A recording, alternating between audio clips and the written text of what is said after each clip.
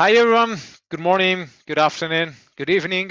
I'm sorry we had a very last second problem with the platform LinkedIn and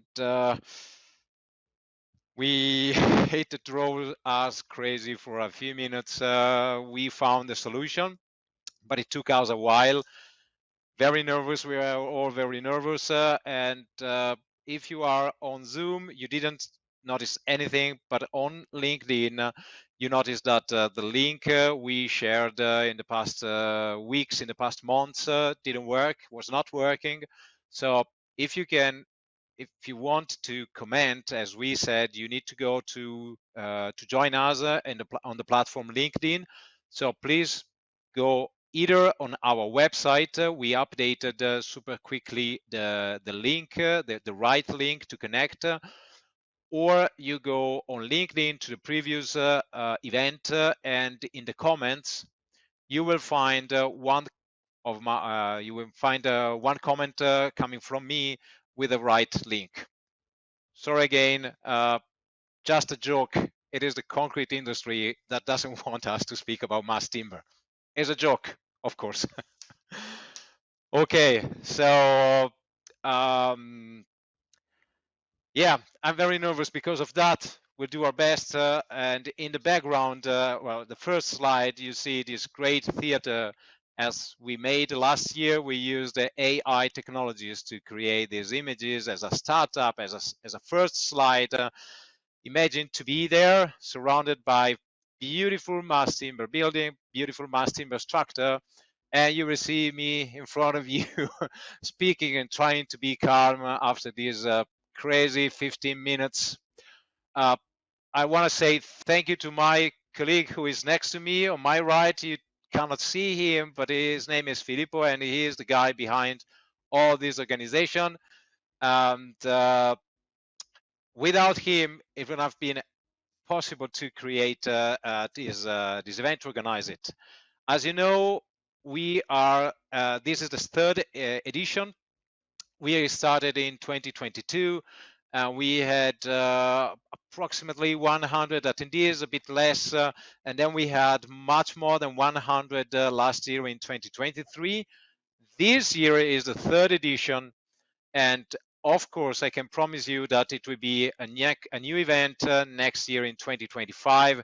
It's going to be great. It's going to be even better than this year, and hopefully LinkedIn, no problem on the LinkedIn platform. A short, very short introduction. What we're going to do today, what you're going to attend today. There will be 4 speakers plus 1. We will have Kevin Hill from Singapore, who will be the first one. Thank you, Kevin, for being with us. It is almost midnight. It is midnight in Singapore. Then we will fly virtually to South Africa, and there will be David Elliott with us as a second speaker. And then the third one will be Michael Thrykill. We will fly from South Africa to the West Coast in the US. Then back again to Europe with Federico, who will be, he's Italian. We're very good friends, and he will show us something very, very innovative. And then again, we will fly back to North America. We'll fly back to Toronto, and Luigi Ferrara of the George Brown University will show us something very, very new. It will be the very first global soft launch of a new platform developed by George Brown College. I do not say anything more than that because Luigi will be with us talking about this platform. And at the end of all these presentations, we will fly back again to Europe. We will get crazy about that. There will be Piotr, a very good friend of mine. We will fly to Poland, and he will be the moderator of the roundtable. So feel free to write all your questions or your doubts or everything you want to know about mass timber. This is the right time, and comment on LinkedIn. So now you know where we are going, what we're going to do. Please also write on LinkedIn where you are from, where you are connected from.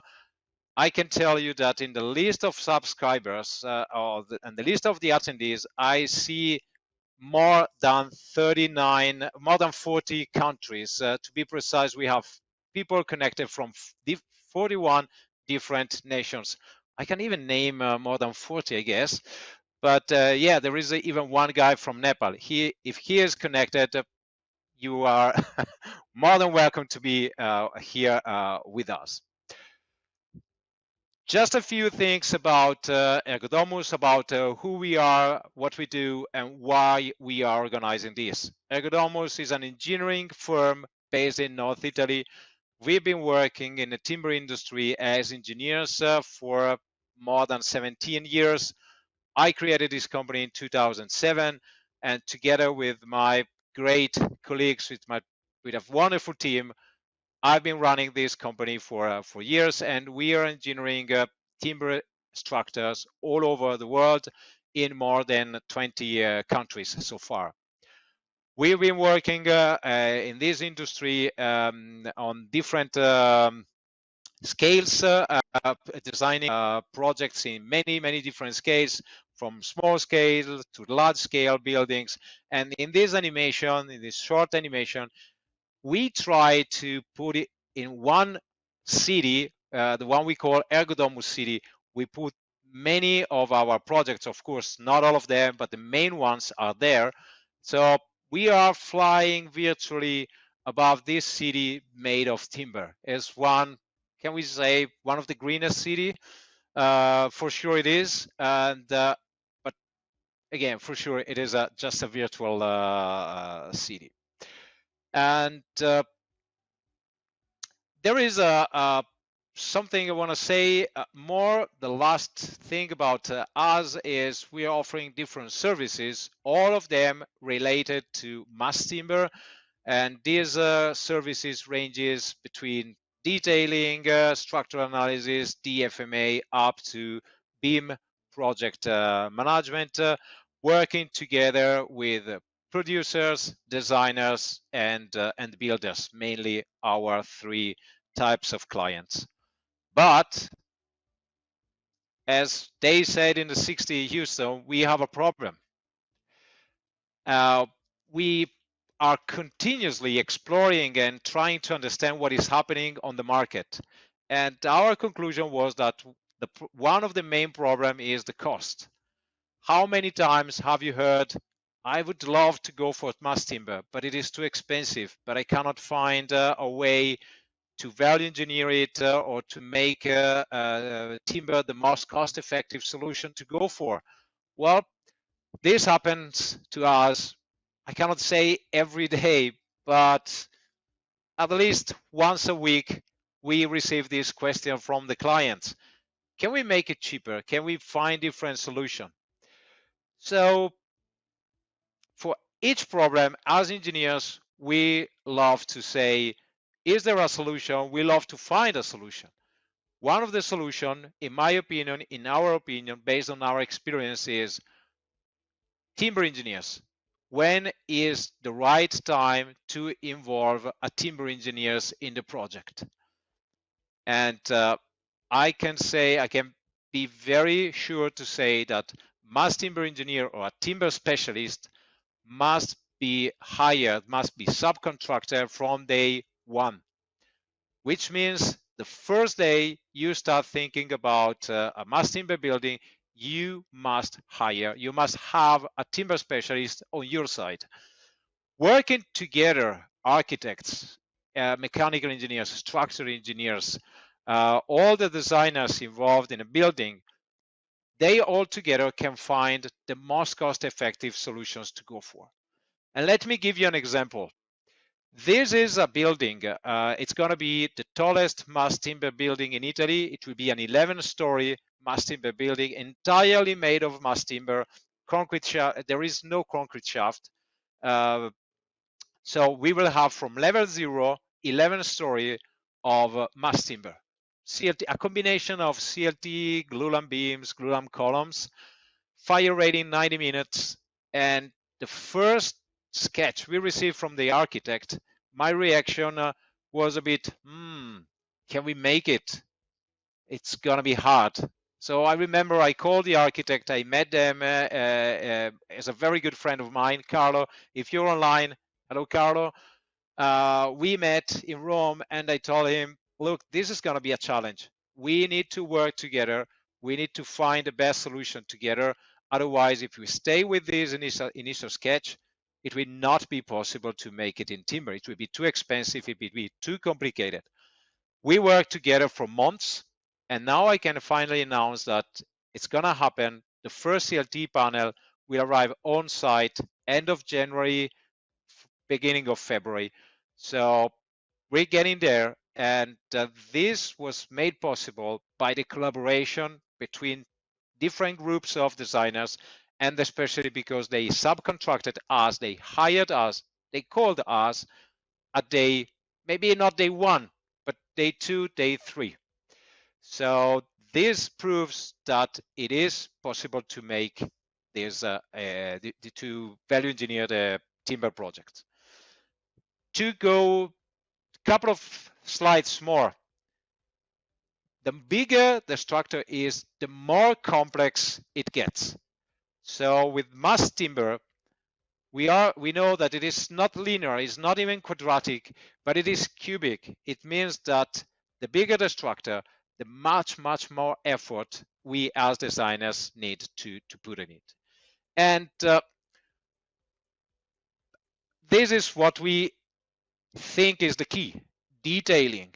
Detailing will be for us, for Ergodomus, will be the keyword for 2024. We've been working on that for years, but we understood that industry now is ready to understand what detailing means and why they are so important in a mass timber. And we cannot say, come on, it's just lines. It is not lines. To be timber engineers is not just drawing lines, is having in mind all the process from the start to the end, from the design to the production to the assembly on site. So what can I say is that also this year, the keyword will be DfMA, Design for Manufacturing and Assembly. And we've been trying as engineering, as Ergodomus Timber Engineering, we have been trying to share our knowledge as much as we can. On the website, you can find tons of technical articles. And I hope we will help some designers to say, yeah, right time to go for timber, and let's go and find the information we need to design the building in a perfect way. Said that, this was a short introduction why we decided to organize also this year the DfMAy third edition, and I'm happy to welcome our first speaker, who is Kevin Hill from Singapore. Thank you again, Kevin. I know we are late. I know you're late. Sorry, no, you're late. I know we are late on your side. In Singapore, it is midnight 30. Kevin is the founder and managing director of Nautilus Innovation, is a mass timber specialist and innovator with more than 30 years in new markets. He is a lecturer at Singapore BCA Academy and British Chamber of Commerce, and it is an Entrepreneur of the Year 2009. I'm very happy that we met with Kevin in February. Me and my business partner Stefano flew to Singapore because we worked on a project, on a wonderful project. We cannot say anything more about it because of a very strict NDA, but soon you will hear something about that. And it was great to meet you at your home, we can say, Kevin. Thank you. The floor is yours, Kevin. Thank you very much. It's a pleasure to be able to join you guys today, whatever time it may be, and of course it's fantastic to to be able to sort of to approach this topic today with a slightly different perspective. I am also the founder of a company called Double Helix Tracking Technology. We have been in the, I would say, in the trust business around timber for nearly 20 years. A lot of the work that's been done is around the provenance of materials, and you know, I'm coming at this today with a couple of hats. I'm also the managing director of Venture Timber Work. The project that Franco just mentioned is a 28-meter tall canopy in Singapore, about 3,500 square meters. It's quite a special project because it is the proof of concept or proof of value for a new approach that we call the wood product protocol.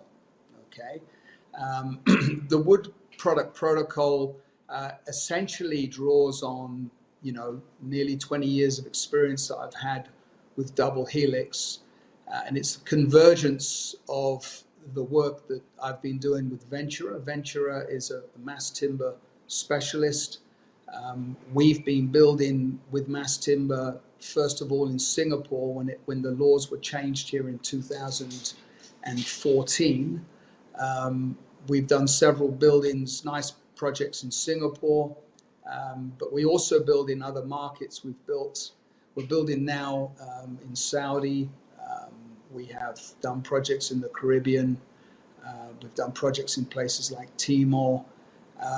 But there's a common theme, and Franco touched on it earlier, and really cost is a really critical factor.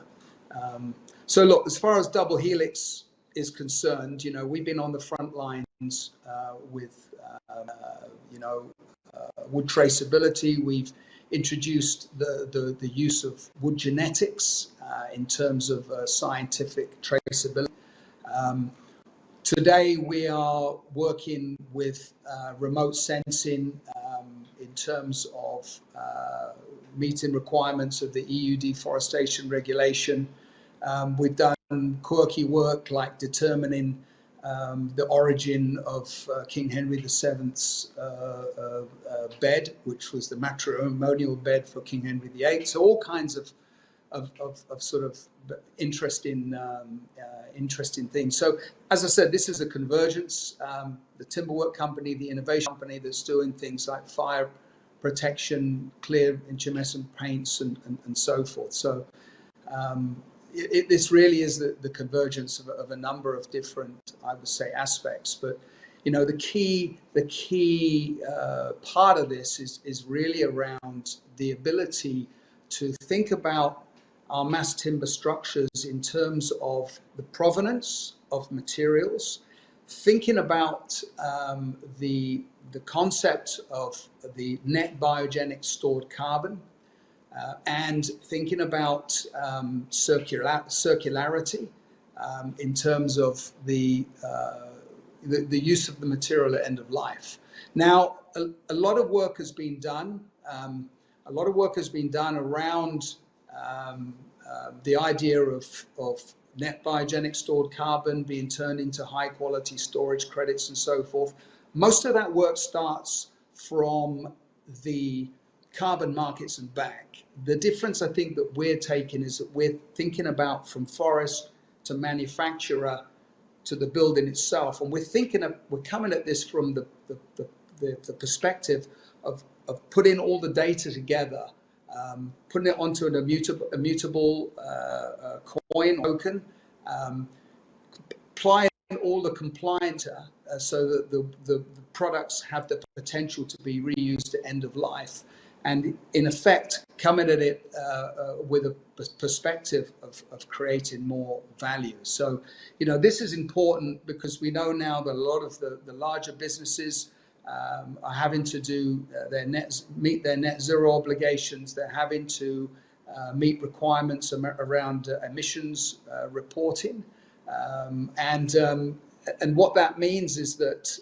you need this data, right? You need the data that's audited from the forest through the manufacturing process, through all the transport, and eventually built on site. Okay, and at that time we can take this data, we can combine this together with compliance data, and then we can start thinking about how these products can be used at end of life and the value of it. So it's about cost. It's about making the use of mass timber more cost effective, more compelling. It's about lifting the whole sort of sustainability narrative from, we're doing a great thing in the environment, to here's the data, here's the audited data that's audited under an ISO format.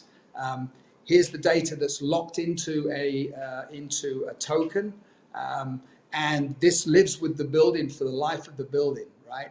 So that's really where we're coming from. As I mentioned, there are other I would say initiatives that are going on that this plugs into. Our principal concern at the moment is really about how we can unlock this value that is inherent in the product itself. Okay. The other thing is that we've worked with quite a few manufacturers who are bringing on sort of low carbon and climate friendly technologies into their factories, whether it's the use of more eco-friendly glues or whether it's electric forklifts or whatever. But the common theme is none of them are measuring this data, and environmental product declarations are not specific. Okay, they're not specific and they cannot be used in emissions reporting. So this is really about going and collecting the data, auditing it, and then embedding this data into a token along with all of the compliance data around the product. So that's all the submissions, the CE, factory production control, all the data that you might need to access at the end of life, right? Because if we think about how to access that data and reuse the products, not burning them, but reusing them as they were intended, most of that data would have disappeared. So that's really what this is about. So it's about that evaluation work in the forest, moving through to the data collection, through the factory. Of course, the calculations is specific as well to different species and so forth. So, mapping this out, it's hard to get into all the details in a short amount of time. But from this sort of what I call the beehive, you can see all of the steps and all of the data that is collected under an audit regime, and it goes into a smart contract, which then allows you to move through to pathways towards the carbon markets, or for companies to use in their own emissions reporting, and then also to look at the circularity proposition at the end of life. Okay, so this is all sort of validated by the UK's timber and construction roadmap. This is actually one of the first items here. So it's I think it's something that is really it's lacking, and we trust that this will again make it more compelling in terms of the use of mass timber and the uptake, especially in emerging markets. And we tend to think about mass timber solving planetary problems and so forth, but in reality it needs to embrace the whole planet. And so we need to think about not just softwood resources, but also engineered hardwood resources, LVL and so forth, and working with businesses that don't have access to do EPDs. And so how can we create a regime that is all inclusive? Okay, and so that's the way we've been working. So this is the ongoing project that we have which Franco's involved in. It's a 28 meters high, vaulted ceilings, columns 1.4 meter diameter. But the important thing around this is really the way that we have interrogated from the forest reserve.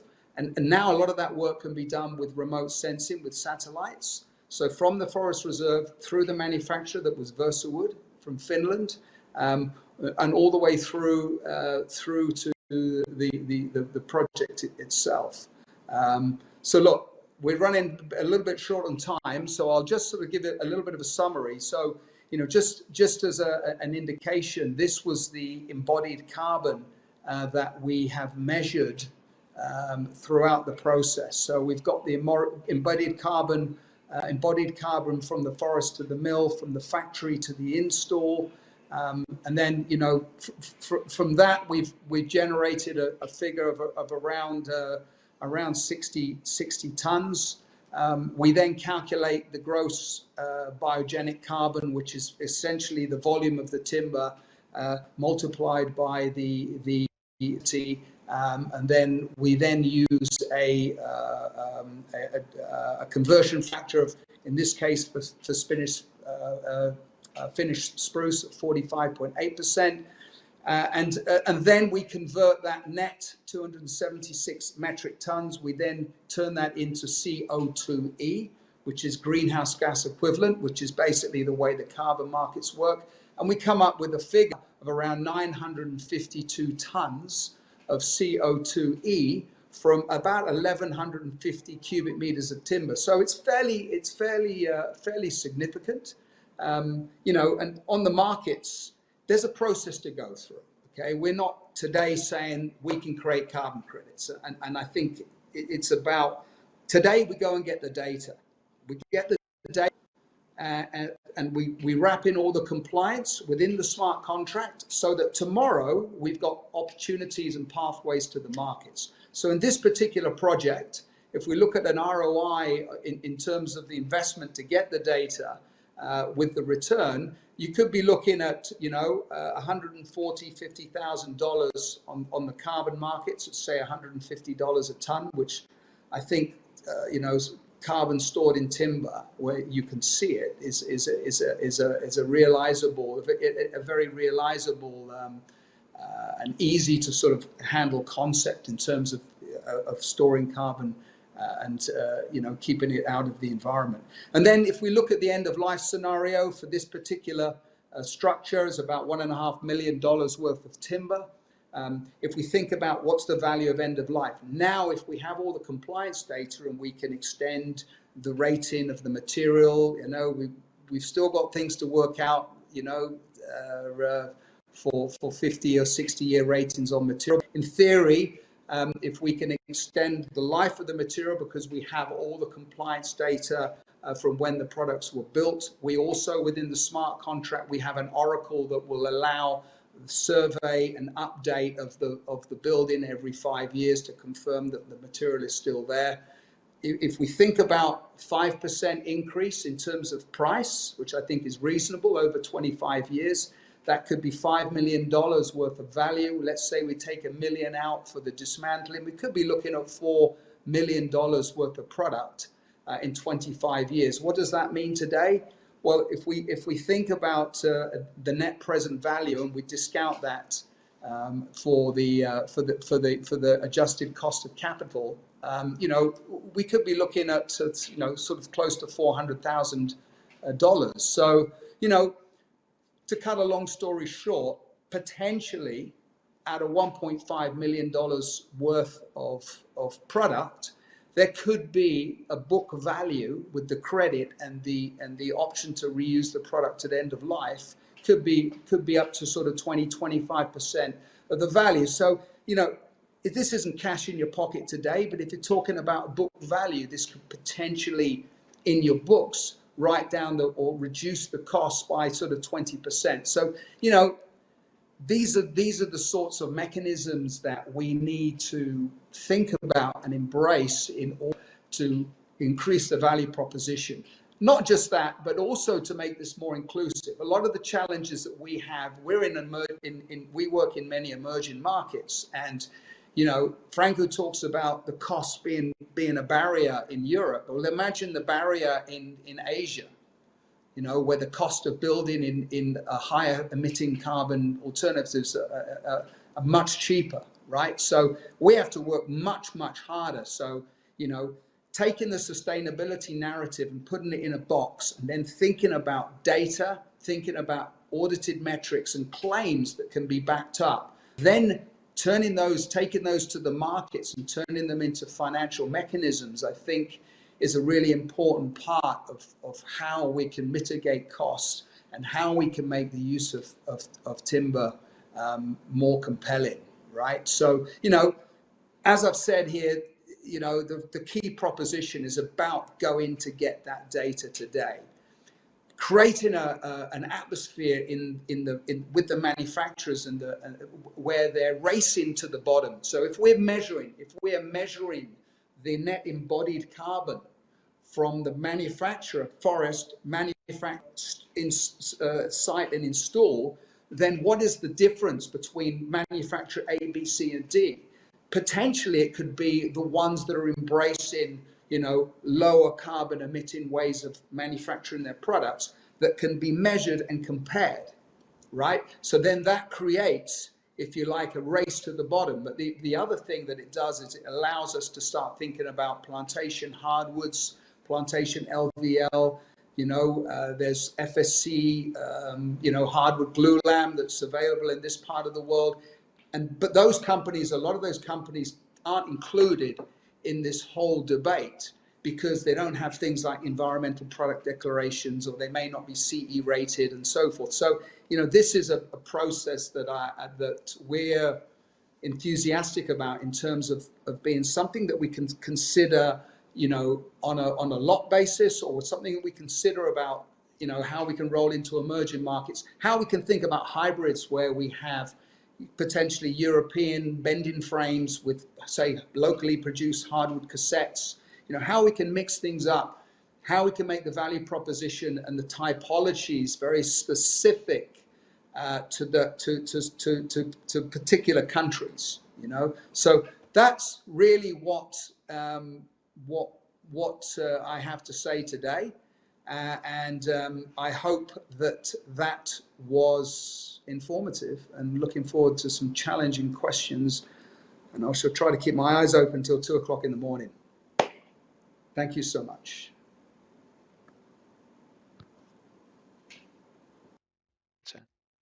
Okay.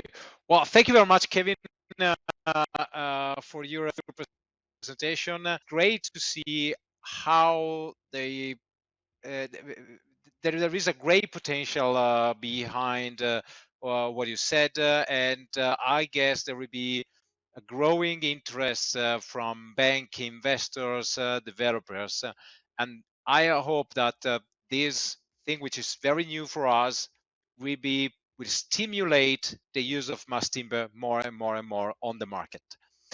I hope you can stay with us until the round table, but I also know that it is very late on your side. So in case there will be questions for Kevin, just comment on LinkedIn, and we'll do our best to get back to reply your question as soon as we can. Thank you again, Kevin. And now it is time to fly from Singapore to South Africa. It's going to be quite a long flight, but virtually we can make it in just a couple of seconds. So please welcome our next speaker, who is David Elliott. I met David a couple of times when I visited South Africa, which is a country, it's my second country after Italy. I really love it. I enjoyed going around with a cycle, with road cycling with him, and visiting. We cycled from Cape Town to Cape of Good Hope. The most beautiful experience in my life, probably, on the road cycling. Well, David, who is David? David is the founder of the Mass Timber Focus Group based in Cape Town, and me and Kevin and some other guys created this group a few years ago. He had the privilege of working across most sectors in the built environment, on greenfields, residential multi-stories, and converting commercial multi-story to residential, industrial buildings, retail, institutional, leisure, and hospitality. I remember he was so passionate to to explain me one of the most incredible project I've ever seen, and he worked on it. It was a large, geometrically complex building envelope that was delivered using the DfMA a few years ago. And something very, very important about David, he is currently in management consulting and working on growing the mass timber industry in South Africa. Uh, David, we will be on your side to help you to do this and to see many, many, many mass timber projects in South Africa very soon. So, David, the floor is yours. It's your time. Excellent. Thank you, Franco. It's great to be with you all. And just thanks again to Franco and Filippo and the team at Ergonomos. And let's trust we have some fun tonight. Thanks, Kevin. I enjoyed your talk. And what I'd like to do, most of my fellow speakers are going to be speaking on process. And I would like to change the focus to people, because coming in a developing market, we don't have the privilege in South Africa of timber frame housing that Americans and Australians have. So bringing the mass timber concept online is quite a bit more challenging in South Africa. So Frank, I just need my presentation up. I haven't seen it coming up yet. And then I'll get stuck in. There we go. Thank you. So guys, I'll show you what I'm going to take you through. And there was a blurb which you may have read regarding what I'll take you through. In broad principle, I want to talk about the history of DfMA outside of mass timber. I'm going to tell you about my own personal experience learning mass timber in the construction industry. I've been in general contracting and trade contracting for 30 years. And I want to talk a little to my trade contracting experience in building envelopes. So I want to talk about history. I want to talk about that project that Franco mentioned, a reference project where I learned DfMA. And then I want to finish just talking most importantly about leadership from architects, engineers, and contractors, because we've all worked on many construction sites, and without good leadership, typically they fail. So I've got a few sayings. I won't spend too much time on the presentation themselves, so you can read them through, and I just want to respect the other speakers for time. So the primary reason for project failure is a lack of leadership, and when leadership fails, the project fails. And I'm sure all of you with project experience understand fragmented supply chains, the fact that we deliver prototypes, that we have new project teams forming, and we have to deliver these typically handmade prototypes. So just to clarify, I'm going to look at the historical context of DfMA, and then look at this reference project, which is in our neighboring country to the north of South Africa called Botswana. It's an innovation hub trying to transfer their commodity economy to a knowledge economy. And I'll explain how I learned DfMA on that job. And then just looking at the contemporary significance of DfMA and why it's important to us now, and bringing in some of the mass timber aspects to that. And then lastly, and most importantly, just looking at what does it mean for architects, engineers, and contractors in terms of leadership. All right, so let's kick off with the historical context. Now, some of you may be familiar with these software developers from the 70s. Jeffrey Boothroyd, he developed DfMA software in the 70s, and there were two basic principles. The one was to reduce the number of parts and assembly operations. So that's two things, reducing the number of parts and assembly operations. And the other was to make the assembly operations easier to perform. So I think we all are quite clear on what the objective was. And for those who've worked with DfMA, we can confirm that buildability and the offsite benefits of DfMA bring about the reduction in parts there and the ease of assembly. And then later on, about 10 years later, he was joined by Peter Dewhurst, and they did design for automatic and manual assembly. And this progressed into eventually what today we know as design for manufacture and assembly. Ford and GM noted that they saved billions of dollars, and I put that in inverted commas. It sounds quite significant. And then in 1985, Boothroyd and Dewhurst again updated their software, and it now became had a module called Design for Manufacture, and then together these formed what is today known as Design for Manufacture and Assembly. And I think that was actually patented at one stage, but I think it's no longer relevant. So DfMAy has allowed hundreds of companies to manufacture products at lower cost with higher quality than was previously possible. And I want to mention in my reference project the importance of being able to manufacture not only mass-produced projects, but mass customized projects, which is more challenging. So just to finish off on the historical context, I want to look at 3 reference projects, which you are all very familiar with. The first had the public leadership of Gustav Eiffel, and he was the reason that the Eiffel Tower was delivered at the turn of the 19th century. But the private leadership of an exceptional engineer by the name of Maurice Kuchlin, he was the one that actually designed that tower, and he did all the calculations. So again, it was leadership that brought that to pass, and you may not agree with me, but that was designed for manufacture and assembly because it was in the form of 5,300 workshop drawings. And as you know from the build, it was incredibly complex. So imagine what you are now doing on CATIA, Inventor, Fusion, SolidWorks. Imagine doing that on blueprints.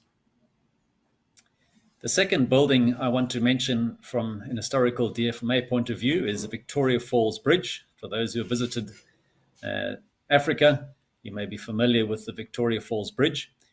It was conceived under the visionary leadership of Cecil John Rhodes at the turn of the 20th century. And it was designed and delivered under the technical leadership of George Andrew Hobson. I keep mentioning leadership because I am convinced that without good leadership, projects do not succeed. Stress calculations at the time were done by Ralph Freeman, who later was the principal engineer on the Sydney Harbour Bridge. It was manufactured in the UK and shipped to site. And guys, I want to remind you, this is 100 years ago. So these measurements were taken in the gorge. The drawings were done in the UK. It was manufactured in the UK, and it was manufactured so that it could be assembled on site.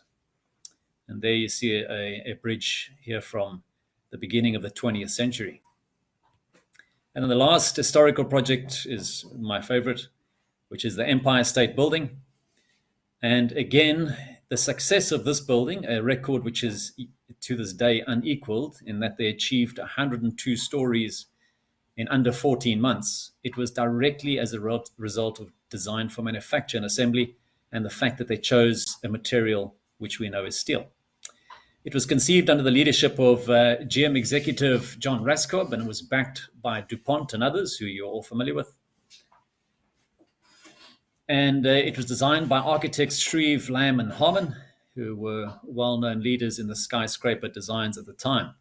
And they were under pressure to deliver this faster than their competitors' building, which was the Chrysler building. The contractors, the Starrett brothers and Ekin, they showed very strong leadership in many ways. One of them was that they purchased custom material handling equipment instead of renting it. And that was pitched at their client meeting. And the client bought into it, and part of that deal was that they would settle the difference between renting and purchasing when they sold off the equipment. That's the building, 102 floors, nearly 100 years ago, delivered in under 14 months. 102 stories in under 14 months, and that remains unequal to this day. How was it possible? It was possible because they chose a material that was suitable for design, for manufacture and assembly, and because of the technology of designing everything off-site and making sure that it could be assembled efficiently on-site. To give you an idea of how fast this is, many of us in the concrete world are familiar with 2-week cycles on our floors, or slightly faster, 10 days or less. But there in front of you, you see on your left-hand side is, I think, in June 1930. and on the right is November 1930. That is 5 months of progress, which you won't see today at this height. There are 50-story buildings that have been done quicker, but not at 102 floors. So that was some of the historical context of DfMAy. And I just want to highlight something that happened in 1919. Industrial design and engineering separated, which is very important. And that resulted in a reduction of cross-functional knowledge. Now, my reference project makes reference to this. So we see a separation in the guys that work on the system and the guys that work on the products. And that creates some issues. That kind of highlights the same thing. Management works on the system and leadership works, management works in the system and leadership works on the system. My background was general contracting for 30 years, and I'd done quite a lot of building envelopes. The one on the top right is important in context. It's 20,000 square meters of unitized railed facade. It was a retrospective installation on a live building. It was quite challenging, and we actually used scaffold to do it because of the rail system. And it was fairly complex. I had received a point cloud at the time. This is about 10 years ago. And the point cloud, my surveyor who used an optical squirt, he said that it was incorrect, and I had to sign off on changing that building, bringing the facades in by 50 millimeters and changing the rotation slightly on the facade so that we could reduce the number of brackets. So I wasn't so confident in point clouds, and I took this into the project that I want to speak to you about now. So the reference project I want to speak about is in Botswana. It's called the Innovation Hub. The architects were from New York, Sharp Architects, who you are familiar now, that are doing the Atlassian building in Australia. The contractor was a Chinese JV, and the construction started in 2014. They, at the time, asked me, do I know about mass customization? And I said, I don't. And we had a lot of work to do to be able to deliver mass customized envelopes in a short program cycle. So there's an example of a finished side of the building, a little bit of mass customized, mass production on the sills, as you can see below. And then the main envelope is geometrically complex, and that's hung onto the window walling. That's an aerial view, an artistic impression of the whole building. And what we had to do is I had to form a team of guys. One of them was a chap that had worked on satellites, and he talked to me about using hydrogen to change its direction in orbit. So I brought him on board because he could program, and he, with the rest of our team, developed the software that we could generate barcodes on our cut saw, so that when we brought it to the new CNC machines, we could scan them and then bring in the cut files from those who'd been creating them on CATIA at the time. So Sharp Architects are well known for slim skyscrapers and these complex envelopes. And because of that separation between the engineering and the design, they created a virtual design and construction department. And these guys were responsible for creating a digital twin at LOD 400, which means that it can be fabricated. And this mass customization was therefore unlocked using DfMAy. So DfMAy unlocks complex shapes. They then generated fabrication tickets for us and for other trade contractors that they could deliver their complex designs. So there you see the typical wireframe and the nomenclature in terms of the number of each assembly and sub-assemblies that we would have to make. This then was an opportunity to take my same surveyor, who had then had his own Leica P40 scanner, and we did a scan of that building, and the Chinese JV were able then to use our information to prepare areas that there was clashes so that we could bring our pre-manufactured rain screens to site. There you see a finished product on one side. You can see the complexity in it. And it's a remarkable bit of design work from an architect's point of view. And there you see one of the atriums, and you see some of the sweeping rain screens. And there's, I think, from aerial photo from 2020. So that was how I learned design for manufacture and assembly, which was very unusual, probably the first in Africa in envelopes. And I like the saying from Steve Jobs, innovation distinguishes between a leader and a follower. I just want to talk a little bit about the contemporary significance of this. And firstly, that it's aligned to the Sustainable Development Goals. You're all familiar with this, so I won't spend time on that. And then we are all familiar with this graph. The bottom line shows the flatlining value add of construction over the last many years, decades. And this needs to change. And one of the best ways to change it is using design for manufacture and assembly. But in an emerging economy and in some of your own economies, you need strong leadership to make those changes because it comes with a lot of risk. So just some of the contemporary significance. Productivity, obviously, we've mentioned with those 3 previous buildings, which all had incredibly short programs. In South Africa, our industrial builds are all done in steel, and they are achieved very, very quickly. You can build a very large warehouse in just 3 months, and that's because you use steel. But in our case, mass timber is a renewable structural product. So mass timber is the new steel. It's ideally suited for design for DfMA workflows. It's the only renewable structural material that is sustainably available at a commercial scale. And I know there's a lot of conversation around forestry resources, but I think it's sustainable. It delivers a similar erection speed as structural steel, and it is ideal for automatic and robotic manufacturing techniques. And the modern methods of construction that are mostly off-site are DfMAy centric, and mass timber is therefore a reasonable material choice for volumetric, panelized sub-assemblies or component manufacture. Parametric modeling augments the design freedom, which all you that are architects know, and that can be seen in numerous mass timber references. And I've just shown one here, which is the Swatch headquarters under construction a little while ago. And then to finish off, there's another quote: management is doing things right and leadership is doing the right things. And that's your guys' choice as delegates. How do you lead the change that you need?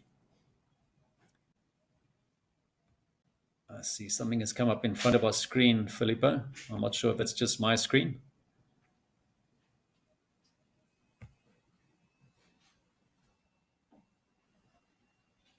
Thank you. So I just want to finish with AEC leadership. What are the key actions leaders should take to adopt DfMA with mass timber to ensure project success?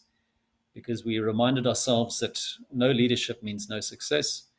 And I've suggested at a corporate level, you need to agree a DfMA strategy that unlocks value in the global drive for sustainability. To find in that what works for your firm and how you can unlock real value. Invest in training and development for your teams on DfMA and mass timber. And that's what we're currently doing at the Mass Timber Focus Group to make our local industry aware of what it is and how you can use it over the last 3 years. And then foster design collaboration and integration and a cultural shift away from design silos. And shop architects, as we just spoke about in my reference project, were an example of that. And Franco mentioned at the beginning of this seminar that you need to get guys around the table as early as possible. And then you need to invest in appropriate technology and tools. We invested in a number of machine centers, in software upgrades, saw upgrades, and in the intranet upgrades, in thermal transfer printers to print the barcodes, etc. And that's absolutely necessary. And those decisions need to be made on the allocation of capital. Just at the project level, ensure there's a proven leader to chain your projects in the role of sponsor or project manager, because poor leadership on site is detrimental to all parties. Identify the right manufacturing partner, as they are the linchpin of the value chain. And I can't overemphasize that. And then ensure that there's a clear understanding of the regulatory compliance to avoid costly delays or overruns, which will catch up with you. And then invest in visual and performance mockups. And I know you've all had experience in this space and you know the value of them. Standardize or modularize components. And I'm going fairly quick, but Ergodomus will make this all available. And hold a risk management workshop at the outset of the project with the client, investors, and project team. And that sounds like it might not add value, but it adds significant value, as I've proven over the last 30 years. And then just to finish off, Franco said I could share this with you, those who are professionals in the mass timber space. I'm putting together with Mass Timber Focus Group what I'm calling a professional encounters with mass timber. It's a online program where professionals share what experience they've had with mass timber and how they've adopted it. So it's something, if you're keen to contribute, please reach out to me. Thanks so much, Franco. Well, thanks to you, David. Great presentation. And I could not agree more when you said that every problem is because of a lack of leadership or of lack of knowledge. And you know what I mean. We talked about this when we met at your home last year in September. And yeah, please, guys, contact David, because we are organizing together. Well, he is the leader in this case. Working on this new group to promote the use of mass timber. Now we're ready to fly from South Africa to the West Coast, another long flight, because we're going to meet the architect, Michael Thrykill. We met a few times with Michael as well. We met in Portland where he is living. So we met when there was the conference, the Mass Timber conference last year, and Michael is, and he also visited us here in Italy last year. Michael is a registered architect and the owner and founder of My Cycle Architect LLC. Is a Portland-based architectural service consultancy providing specification writing, cost estimating, materials and product research, and document review to architecture firms that demand a high level of collaborative design interaction. Michael founded the company in 2015, providing resources and consulting to architecture and interior design firms across the country. During over 30 years, congratulations, Michael, of professional experience, Michael has been involved in all aspects of architectural design and planning practice, including assessments, programming, test fits, designing, detailing, documentation, staff organization, project management, construction administration, and many other things in the building industry. And what I like of Michael is that he was involved in many mass timber projects, and I'm not sure about that, but I guess you were one of the very first ones trusting mass timber for a large-scale building in North America, if I may say that. So you can confirm that, of course, and the floor is yours, Michael. Thank you, Franco. I'm happy to be here. The two previous presenters have given us a high bar to meet. It's correct that we have worked on a lot of projects. We've provided specifications for over 70, perhaps near 80 mass timber projects to date. This is because we're not an architecture firm specifically. We are producing specifications for many other clients. And sitting in Portland, we're in the hotbed, if you will, of sort of the Silicon Valley of mass timber between Vancouver and Seattle and Portland, leading that throughout North America. I wasn't near the beginning, though. The people who really were there were people like Michael Green, and we worked on a project with them for the OSU Forestry School expansion, which was really helpful for me to kind of get started with both CLT and mass plywood products. Also worked with Lever Architecture when they won, along with Shop Architects, grants from the U.S. Forest Service and the U.S. Department of Agriculture to explore moving mass timber into acceptability for fire testing. And basically the funds that they won went toward proving that mass timber buildings could have exposed mass timber rather than clad in various fire protective assemblies, leave that exposed for 1, 2, and even 3 hours. So while the Shop Architects and Lever Architects projects ultimately were not built because of financial problems back in 2015 to 16 and how expensive everyone was pricing mass timber, nonetheless, it was definitely a cutting edge moment that we're really proud to have been part of. So I have a limited time. I want to move quickly with what I want to share, and that is essentially the importance of understanding tolerances and tolerances at interfaces specifically. I'm going to briefly tell you about my team. There's more people even than are shown here. I'm a little bit worried because I'm seeing an old slide here, and it might mean that some other slides later don't have the data I need, Filippo. In any case, the team is about 17 people now, including a number of people working in Central and South America with us. What we've been doing, as I mentioned, is working on a large number of mass timber projects and essentially leading those architects and engineers, learning from the many different architects and engineers we're working with to sort of create a clearinghouse, if you will, of standards that we're going to use. So things that we learned with Equilibrium and Michael Green, we were bringing as we worked with KPFF and Holmes and others in the local markets, and things we were learning from those architects and engineers we were taking across the country to projects in Denver and Virginia, and hopefully in New York and Florida and other markets that we're working. I'm seeing some advanced slide here, okay, without me advancing. In any case, let me back up just a moment here. Maybe I touched something.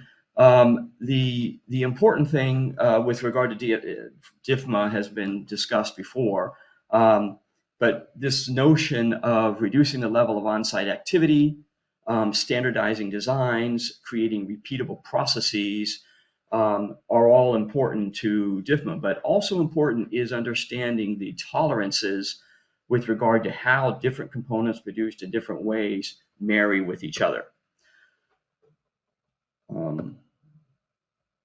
So I want to, help you guys understand a little bit what is tolerance, and we've had a few people in the industry have written about this over time. What we're discussing when we talk about tolerance is the accommodation of reality. Obviously, we draw things, and we expect that those things are going to be delivered as precisely as we've detailed them. When we show a piece of mass timber meeting up with a concrete shear wall, we draw it in our drawings as if there's maybe a 2 millimeter gap, when in reality, the actual tolerances between these two construction systems differ quite considerably. And my goal here is to highlight those differences to ensure that that where they meet, we have a means to absorb the differences in those two. So continuing on this notion of tolerance, why would we allow tolerance?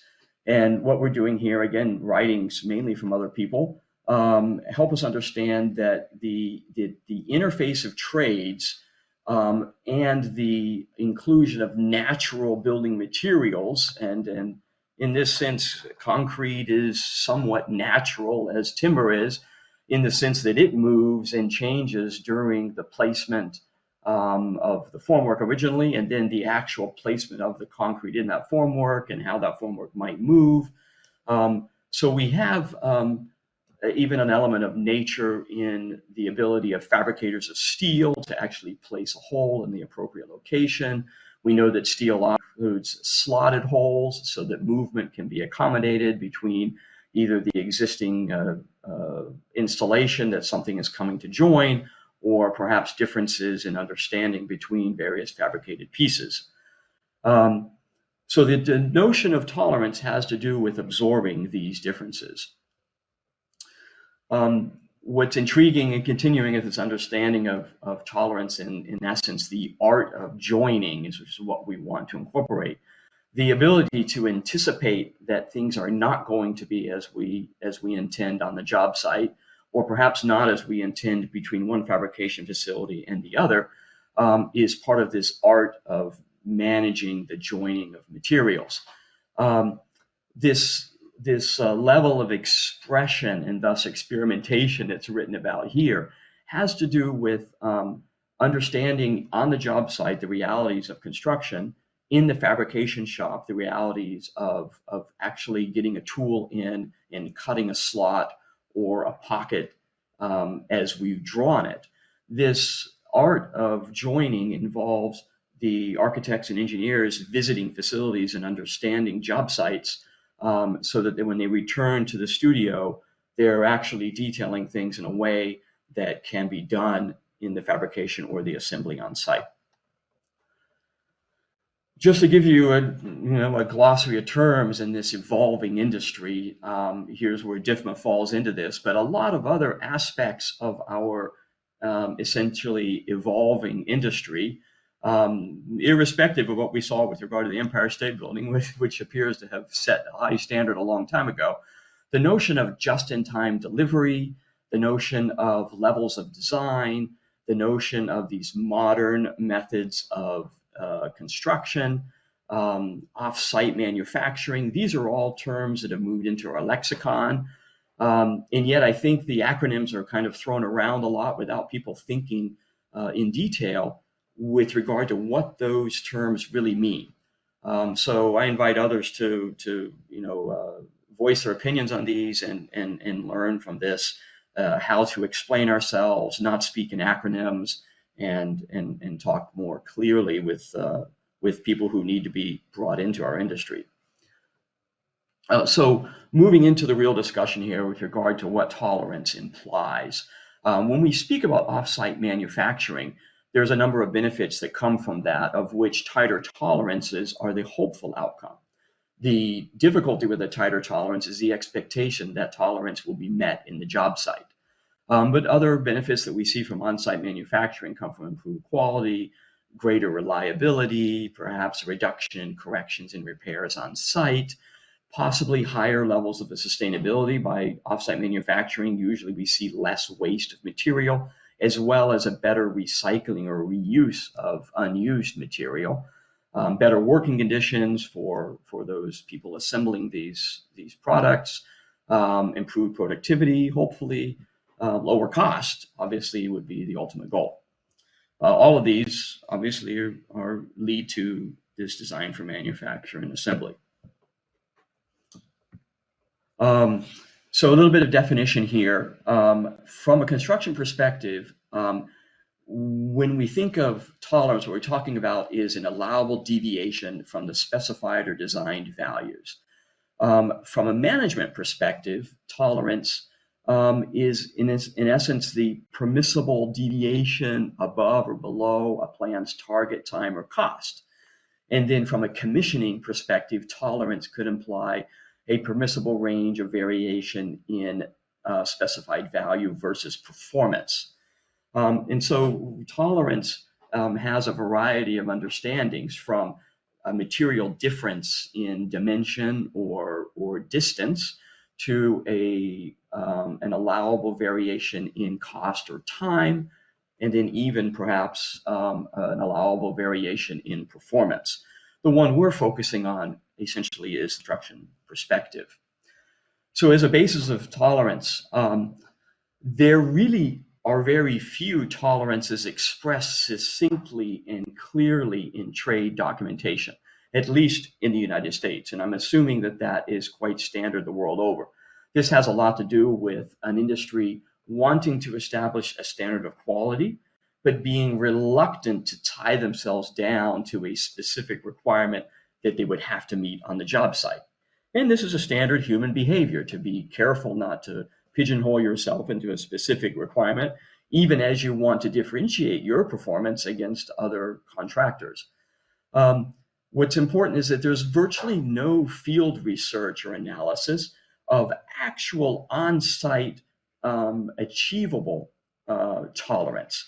There is a lot of expectation of tolerance, and we're going to see a little bit later how those deviate between these various materials in construction.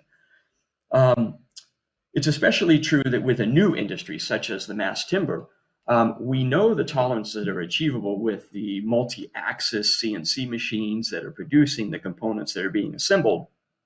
But even in this industry, we're not perhaps doing enough understanding of how much deviation are we allowing between that CNC produced product that might have a millimeter accuracy to, let's say, the steel connector piece that's being delivered either to the job site or perhaps even to the fabrication facility for pre-installation, what tolerance is happening there. It's going to be important for us to understand as the industry evolves, how do we better research this information and understand it more appropriately. So in this changing industry, what we're looking to achieve is shorter construction schedules. We're looking to see a better marriage between the drawing process and the fabrication and construction process through building information management. And then we're hoping to see a greater level of detail, a subject that Franco and I have discussed quite a bit, where during the design process versus the fabricator shop drawing process do we draw a line on the level of detail. And this is something that we'll need to understand more, and I look forward to presenting on in the future with Franco, hopefully. So fabrication tolerances. What we tend to see in mass timber framing and decks, this is between the building frame of glulam beams and columns typically, and decks, which could be CLT or a number of other varieties of mass timber platform. What we're seeing in thickness is a plus or minus 1.5 millimeter or 2% of the panel thickness. And width, you can see the others here, a 3 millimeter depth, a 6 millimeter length, a squareness of 3 millimeters across diagonals, a straightness along edges of 1.5 millimeters. All of these are incredibly tight tolerances compared to what other industries can provide. And here, Felipe, I think we have not incorporated my final slides, unfortunately, so we're not going to see visually here, but I'll try to let you know. Typically what we see, and let me pull up my slide to read this better. Excuse me a minute, let me get to this slide in my presentation. What we would see, frankly, in steel would be an elevation allowance of 3 millimeters, a position allowance in any direction of 6 millimeters, and a deviation from working points of 25 millimeters for the first 20 stories of a building, and then an increasing displacement of 1 millimeter per story up to 50 millimeters of total displacement. So quite a difference, starting at about 3 millimeters all the way to as much as 50 millimeters in steel fabrication. Unfortunately, this means we may not have the next slide, in which I have a visual comparison of how the deviation in steel would compare to mass timber. But what we're looking at is essentially a 2 to about 10-fold deviation between, let's say, a steel braced frame seismic system married into a mass timber frame system. The importance there, obviously, that we need to understand is where the mass timber component meets the steel.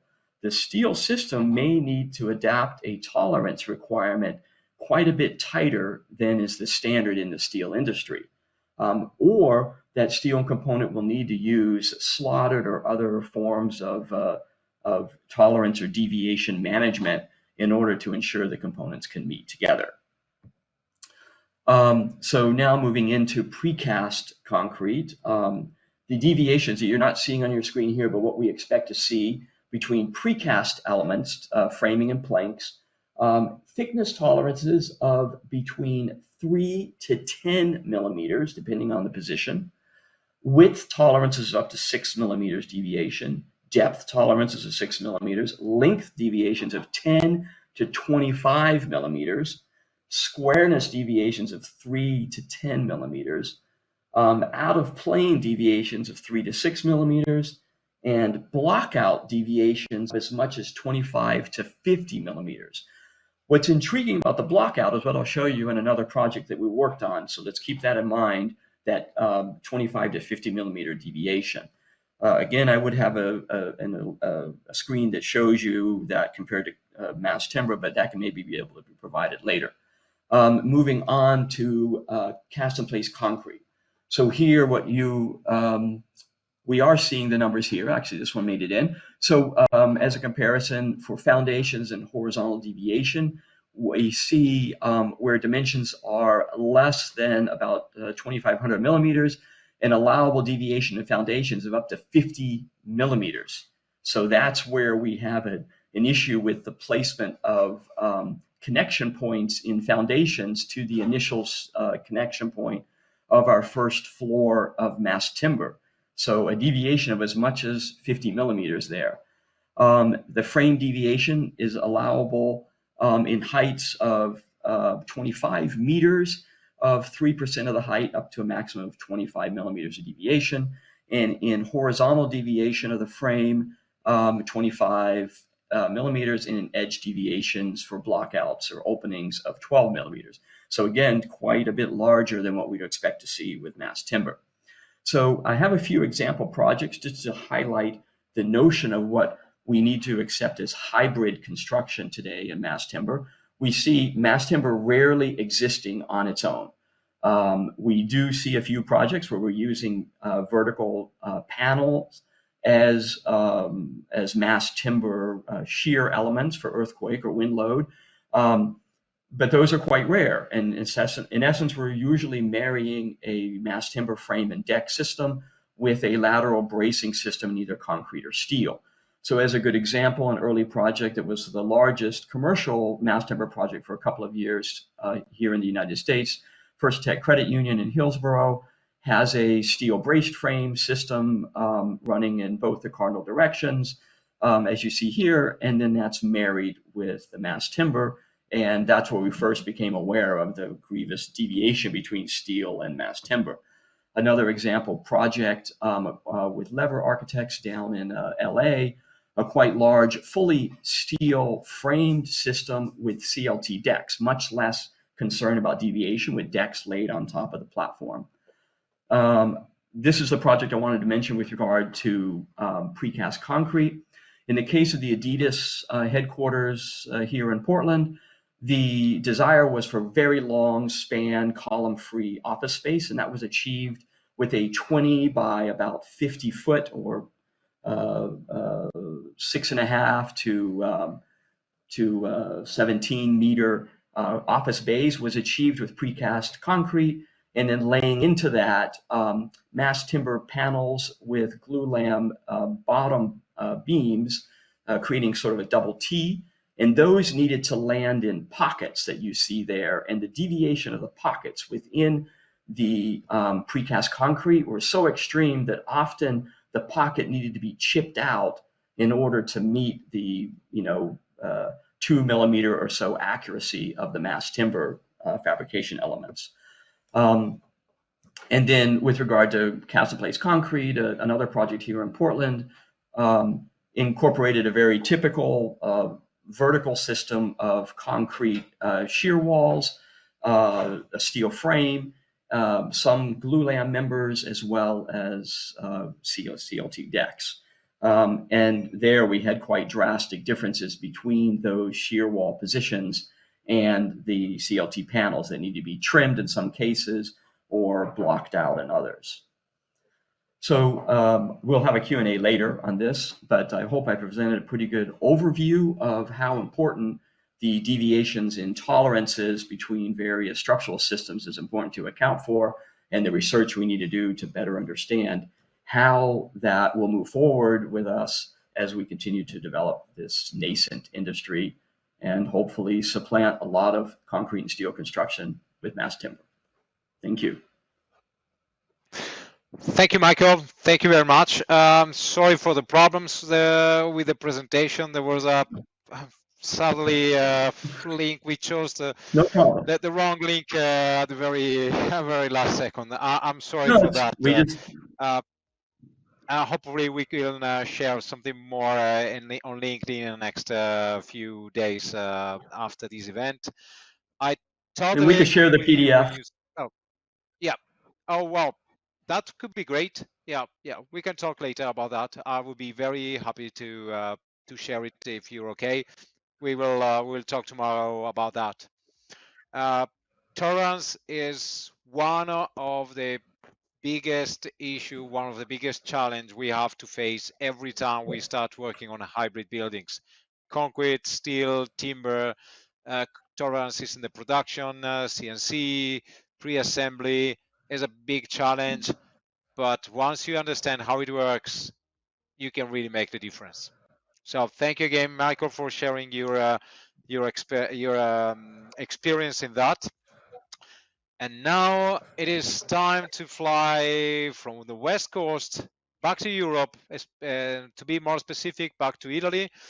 We're going to meet Federico. Federico is an architect. We're a friend. We're working together on some very exciting projects. Federico is a registered architect, currently based partially in London, partially in Turin. So he's going back and forth from London to Turin. He is the co-founder of the of Encode Design and Technology, a consultancy practice with a core focus on virtual construction, design for manufacturing and assembly, and especially computational design. He will give us a glimpse of the future. I believe I went through his presentation. I was really impressed. Something very important, Federico has also worked previously in London as a senior architect, as the Hadid architects in the CODE team, computational and design, with a core focus on digital design and fabrication of structure. He is also a lecturer at the UCL Bartlett postgraduate program in London, where he co-leads the research cluster 10, exploring the intersection of digital design, game technologies, wow, and digital manufacturing. So we all look forward to seeing your presentation, Federico, and the floor is yours. Thank you very much, Franco, for the introduction, and thanks to all the other speakers for their really interesting presentations. Let's start. Just I will keep it short on the introduction, since you already did very well. Just briefly mentioning that Encode is made of two, let's say, the intersection of two experiences or the careers of two people, which is myself and my partner Massimiliano, who is currently based in Sydney. And we started Encode like about 3 years ago, believing that in a way the industry needs to bring closer together two sides, which are mostly the design side and the delivery side, the construction side of things. So with two aspects or two frameworks which we typically, especially as architects, consider as one whole thing, like all together, but fundamentally respond to substantially different constraints and different goals. So as you already mentioned, like I'm more I had a career for about 8 years, like mostly on the design side between Italy and London, where I was more again dealing with early design stages and design development stages, but as well as always with a strong interest on technology and software and programming, as well as digital manufacturing, in particular, how to leverage like newly emerging method of productions like robotics and 6-axis machining in the real world applications. On the other, again, Massimiliano instead had over a decade now of experience more on the delivery side of things, like working previously with Arma and Yuanda, like very close to the construction sites, like understanding what are the requirements of a site, of a manufacturing tolerances, which were very in-depth explained also in the previous presentation. So the whole the idea for us, like since the origin of ENCODE is how to bring closer together these worlds. So the worlds of design, research, computation, and the worlds of construction to deliver something which we call a product, which can either be in a digital form or in a physical one, as you will see shortly. In general, as a methods of, let's say, operational methods, we as well embrace like this design for manufacturing assembly paradigm or processes, trying also to integrate or let's say enable them with new technologies, in particular developing what we call like virtual design construction models, which have been mentioned as well in the previous presentation, and a PLM approach, like a product lifecycle management approach, which stems from more the product industry as well as other disciplines, other fields like aerospace and automotive, which we are also very much interested into, and we keep looking into how to do something which we call technology transfer. So how can we transfer some of the knowledge from again other fields into the field of architecture and construction? We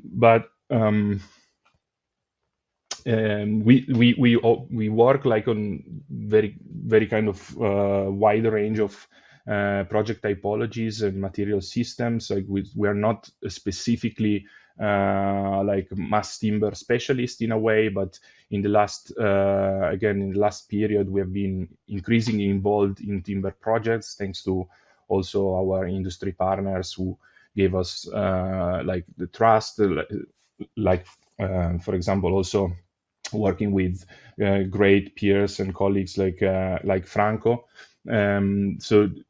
We have been involved, like again in the realm of timber and mass timber buildings on very different kind of systems and typologies, like ranging from stadia roof structures to modular ceilings and architectural features, and then also like pure structural canopies, which will be also the main focus I will give a better insight into. We try to move ahead. Yeah, so just to go a bit more into the details, I will talk today mostly about one project, which I think in a way encapsulate most of the methods that we are developing, as well as using again for other material systems, other technologies. But also it's kind of I believe like a testament of many of these principles that again were mentioned in the previous presentations, like design for manufacturing assembly, prefabrication, industrialized production, and digital processes in particular. So this project has been just opened, so it's just is in the heart of Sydney, Tambalon Park, which is quite close to the Sydney Opera House for who is more geared with the city. The ASSOL team was the architectural team in Sydney was in charge of redesigning this amphitheater space, which was hosting in 2023 the Women's World Cup. So it was really like a central architectural piece, hosting like huge crowds, like in the near future. In the past and in the near future. So we were appointed in this project early on, like before tender stage, to develop together with a great team of again engineers, suppliers, fabricators, and installers bring this project to reality from early design stage, pretty much concept all the way to on-site installation. So the approach, as I mentioned briefly at the beginning of the presentation, on our side was to develop something which we call zero tolerance models, so virtual construction models, which are not only like the, let's say, three-dimensional representation or of the final artifact, but also repositories of information, repository of data that can be both leverage on our end to, of course, to reach then later stages of manufacturing, documentation, and installation, but also data that can be queried from the other project stakeholders at any moment in time during the design development. And these data, of course, can be queried and transmitted, let's say, through different forms and different media, both, let's say, on data on, like, for example, metrics and tables, as well as drawings, like, which is, of course, the most traditional form of communication in the industry. But of course, like, going more on the let's say technology side, like CNC machine files, or directly machine instructions and parts and assembly models. So the digital model allowed, like, by the end of the entire process to define what we generally call digital continuity, which means that from spanning from this kind of gradient of representation from skeletons all the way to machine code, we have, let's say, a full control over the development of a project in the digital space. So this allowed, like, parametrically controlling these levels of definition and increased informations, also to be highly flexible and absorb and digest, like, changes which are very common as well in the typical project development process. So this allowed, especially in this case, I would say, even during installation, to reissue, like, parts, machine files, and drawings in a matter of, like, few hours, thanks to, like, again, automation routines and this kind of parametric approach.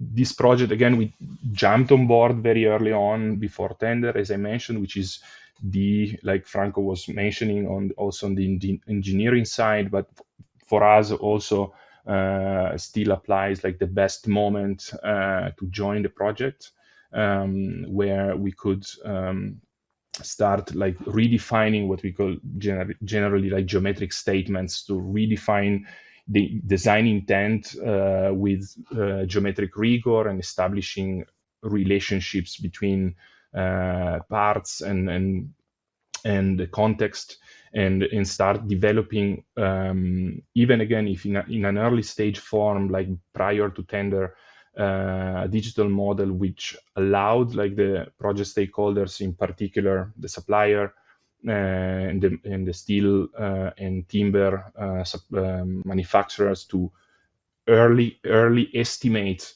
and anticipate the complexities that could arise, like, in the project development later on. In particular, this project had several layers of complexity, I would say, like, starting from the general global shape, which was a double curved grid shell, which, of course, like, as a derivative, caused, like, all steel connections to be unique. So we had over 240 plus steel plates, all unique, with 3D angles oriented in space, which, of course, needed, like, a high level of precision, both on the modeling side, but as well as on the manufacturing hand, to allow, like, to ensure that all parts could then fit together properly without any mistake. So this early stage phase of let's say analysis and modeling allowed again to flag these potential problems on the manufacturing side, but as well as anticipating risks and take decisions ahead of time when the cost of the cost of redesign is still low, let's say in the typical project timeline. So this is, for example, where all the even again in a early stage of development, where the kind of design matrix of the steel connections with all their angles, which were analyzed and allowed the steel manufacturer to already raise concerns on some of these due to their angles, due to their size, so that we could, as a team, all together come up with strategies to again resolve early on these issues. And of course, communication is also like a key factor in all projects, at least I believe. And this was not an exception in the sense of making communicate and making data, like latent data, which are part of, again, of each project, visible and understandable to all parties in such a way that, again, decisions could be made with confidence and the whole project could be also de-risked. The whole I didn't mention yet, but the whole project was had to leverage like heavily like prefabrication strategies, since it was fully designed like in the architectural design was developed in Australia, but all the manufacturing like steel accessories and the timber, mass timber, was produced in Europe and then shipped over to Australia. So this forced the whole design to be optimized for transportation. So all very early stage, again, prior to tender, we contributed in this case to suggest or analyze like how could we pack as much as possible the steel and timber elements into the least number of containers through, again, like digital simulation and 3D spatial binning algorithms, which allowed, again, even if it's in an early stage phase, to reduce or to have like a more precise bidding phase and anticipate with more precision the cost of delivering the specific part of the project. As you can see, like of course, like a lot of like representation goes from typically from 2D drawings of details, but we promptly step up like into the 3D space, where all tolerances and requirements given by the project parties are embedded into, again, a virtual replica of the final physical artifact. So in this case, the 3D modeling embedded also informations like paint thickness and installation tolerances, all in its parts, such that, again, like the project could be de-risked and built first digitally before then physically. This, of course, this was an iterative process, which is what it typically looks like. So the details and different system design strategies were developed over time, again, with the whole team sharing like quite horizontally, I would say, their expertise and knowledge, and then embedding all these, again, requirements, but as well as leveraging some opportunities given by the materials into these digital models, which then became literally the template or the main source of truth from which then extract all the fabrication documentation and installation. This was the model LOD 400, which was released then in construction before jumping into shop drawings production and CNC machine files production, which was also quite, I would say, remarkable in the sense that the whole approval process happened through like the digital model itself. Using drawings mostly as a backup, but the whole query of all the engineering specification, installations, tolerances, and design requirements were checked through the digital model itself. And as I mentioned, like these virtual model are not only like geometry, like that geometry, like is typically called. They are actually storing informations about both, of course, how to deliver these elements, like through machines or specific operations, but as well as installation sequences, assemblies, and sub-assemblies, which can be queried by the project team again for their specific task. The installation sequence was also tested digitally first before to actually validate by the engineering team the final process. And of course, like which is also a big topic, which for sure would need more time. The project required like several types of information to be shared and then transferred across the teams. So which is quite, let's say, one of the main, or at least I believe one of the main issues in our field of this kind of scattered data formats and representations, which cause, let's say, loss of information during communication between all the parties. So we played also this role of interpreting information and transmitting informations in custom formats to transfer only what was really needed for the given project.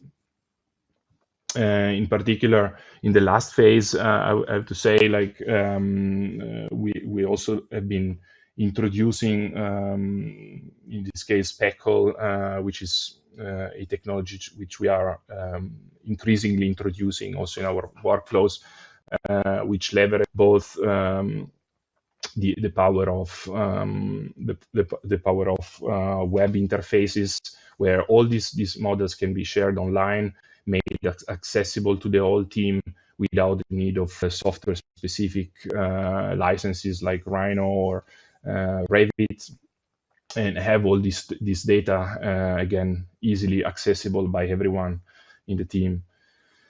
At the same time, like having the models available through just a simple web browser allowed also everyone to be able to query the information specifically for what their scope of work is about. So this visual feedback also are very, very important or useful, again, to reduce also the number of drawings needed by encapsulating information directly into the digital models.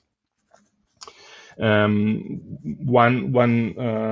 big task in the project for us was also to provide like digital CNC machine files, which at the time we since we are mostly Rhino users as a, let's say, main platform. At the time there was not really any available tool out there to go from CAD description to CAM description. So we started and developing back then like our own framework, which allows to streamline like this design phase to production right from the same Rhino models in this case. So we developed a library and a framework which keeps growing every day by day, project by project, again, which allowed us to send directly each element for CNC machining, 5-axis CNC machining straight from Rhino, which of course sped up the whole process of design to manufacture. And this, of course, like initially was like most of the tool chains that we develop starts with code and then develop into more easily consumable plugins in Grasshopper. We quickly go through, like, since we are running short, these are some of the images of the pre-assembly phase where the timber rafters were pre-assembled in the factory with their steel plates before shipping. Lots of drawings had to be produced, as all of you can imagine, which were also automated on the Rhino side, like completely, like over 90% of each of these drawings was automated. And then, of course, like a QA process was then in place to ensure that all the informations were correctly transferred. Some images of the secondary members, which were also prefabricated and pre-assembled in the factory with their steel components and prepared for shipping. Similarly to parts drawings, assemblies information had also to be produced, and also in this case were automated through both drawings generation as well as 3D models specifically of each assembly. Still, some of the images of one of the steel brackets, steel connections that was prototyped before to proceed with the full delivery or the full fabrication of all 200 plus of these connections, was extremely useful to develop this kind of small mock-up, because really made evident or we learned a lot from that, both on the design side, but as well as on the manufacturing end, and forced like to design like or to come up with strategies to again make the whole assembly process more intuitive, less relying on drawings and more relying on intuition. So really encoding like with engraves and in the numerical information on the elements themselves, such that on the shop floor the whole assembly phase could be streamlined, reducing also the risk of mistakes. And last but not least, the whole installation was also monitored like almost on a daily basis through laser scans that were also checked, analyzed against the digitally planned model. And this also was something which really helped the installation phase by providing feedbacks on how the model was distant from the physical artifact in place. So how can we monitor deviations and eventually compensate some tolerances with custom elements or again lifting methods on site directly. And this is it. I just concluded with this video, which would show briefly, if it's gonna run, the construction sequence on site, and we'll leave it to Franco and his team. Thank you very much. Well, thank you, Federico. Thank you for the presentation. It's great to see the new frontiers of how computational design will help us in the near future the design of a mass timber building, mass timber structure, especially when it comes to free-form structure. I'm really amazed, and I think there will be a bright future for these technologies in the future. So thank you again, Federico, for your presentation.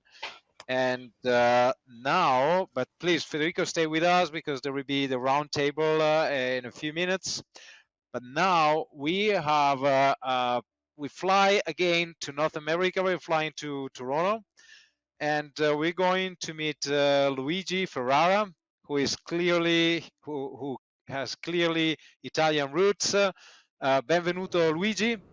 And Luigi is a Dean, Center for Arts, Design and Information Technology, leads program development, partnerships, and innovation centers that provide students with challenging and exciting real-world learning opportunities.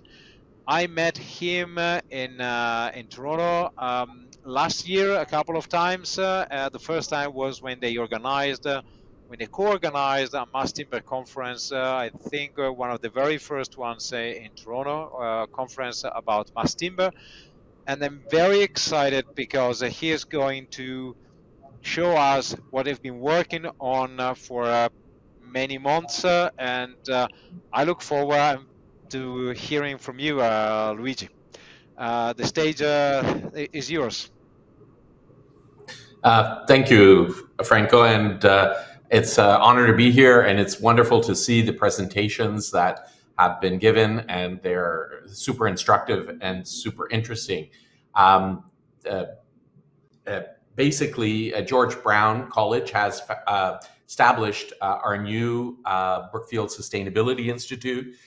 In addition to being the Dean for the Center of Arts, Design, and Information Technology, I am the Chairman and the CEO of the new institute. It's been up and running for about 2 years, and we have a focus on what we call smart sustainability, using digital transformation with nature-based solutions to create sustainable solutions. We have a global solution studio that works with industry, government, and nonprofits to create solutions. We have education programs. We'll eventually have 6 grad certs. Now we have 1 that are training the next generation of talent.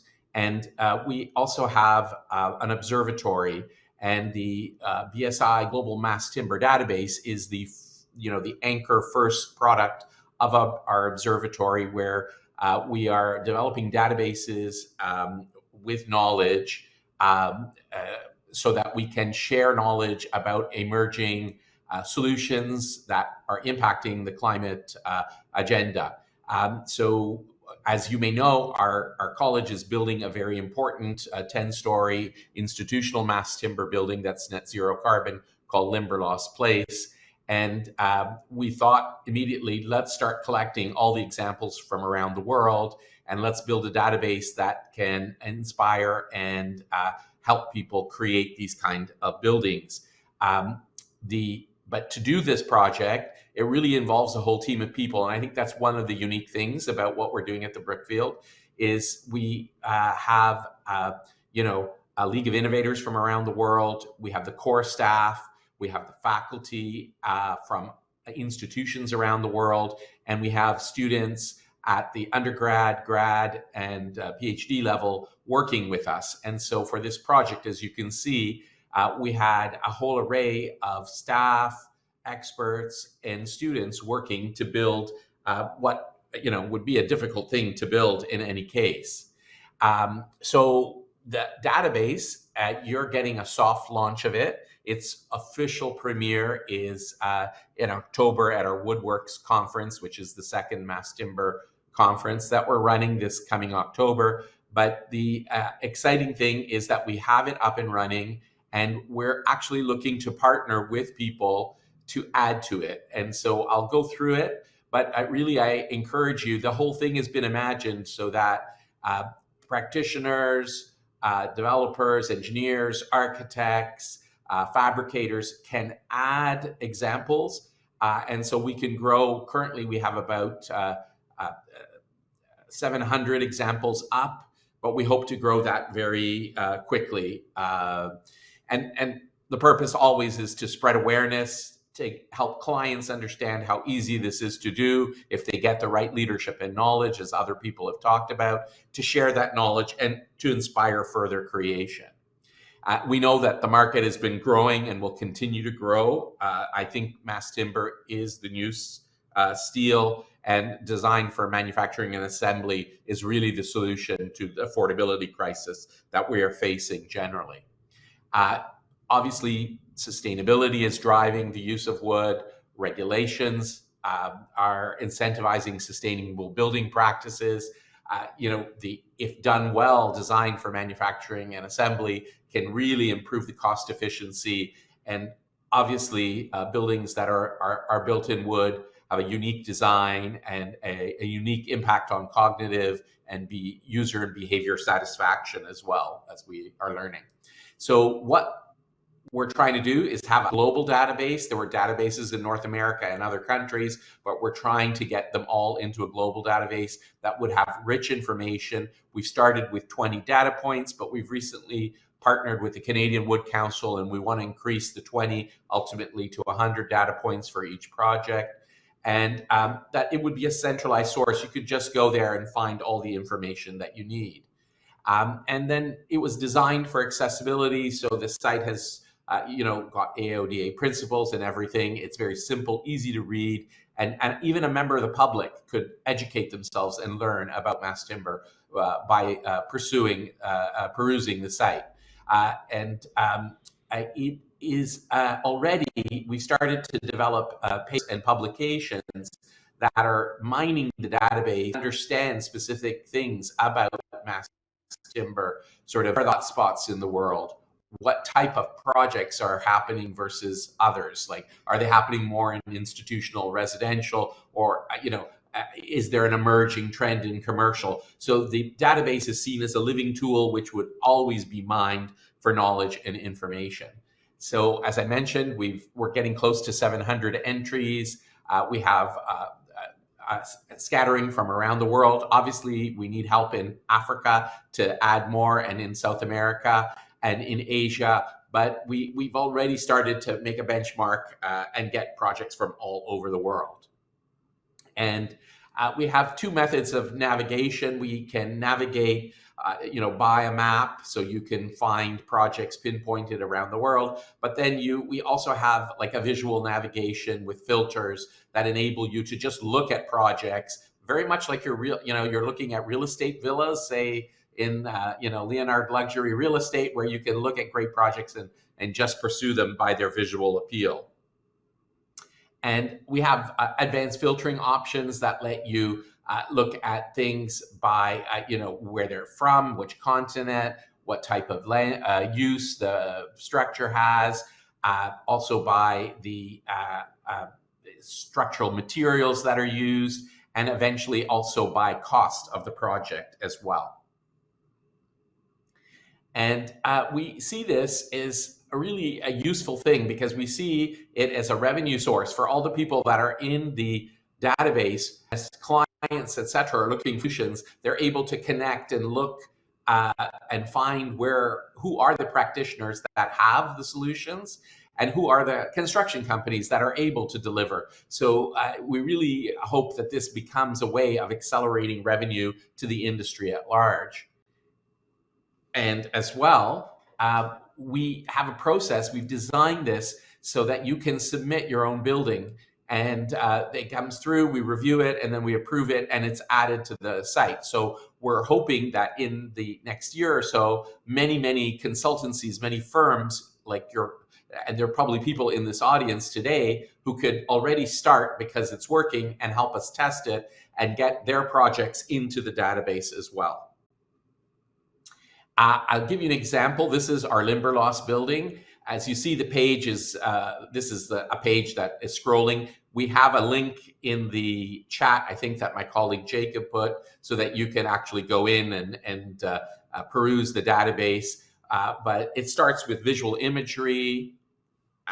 It then moves to key data points, location, type of construction, type of materials, the structural architect, the developer, the construction firms involved, size of the project, square footage, areas, budget, etc.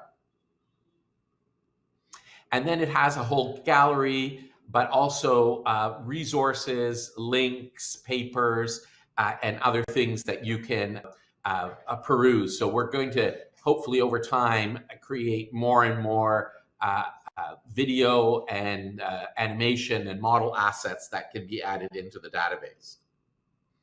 And so where are we at? We're now in phase 1 with the soft launch here at DfMAy. We're hoping that by October, many people will have submitted, and then we'll officially launch with global outreach about the database. And so we're hoping to take the 700 up to maybe 1,200 by October. And then next year, we're going to start emailing all the consultancies, everybody, to contribute, to become part of it, and to start using it, and to really market it. And hopefully by next fall, when the Limberlost is open and we have our next Mass Timber conference or our Woodworks conference, we would have added 1,500 or more entries on top. Ideally, we'd like to see 4,000 or 5,000 entries, if possible, in the database.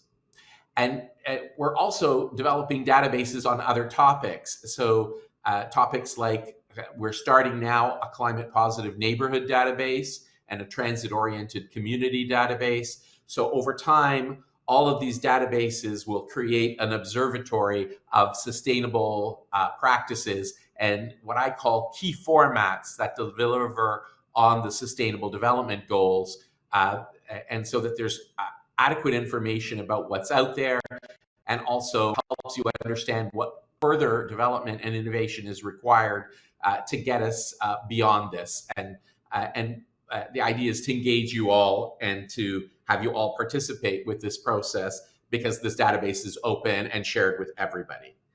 And with that, grazie, lo rimando a te, Franco. Well, thank you very much, Luigi. As you know, I'm very happy to see this platform. It is the very first one of its kind with all those information. I really think that as a mass timber industry, we need this platform to show people what they can do, to show people how a bit of a story behind each project. So just to let you know, we are adding some of our projects. So there will be some Ergodomus projects in the next few days. We are already there, and I really invite everyone. I will invite all the people listening now in live streaming or in the next few days.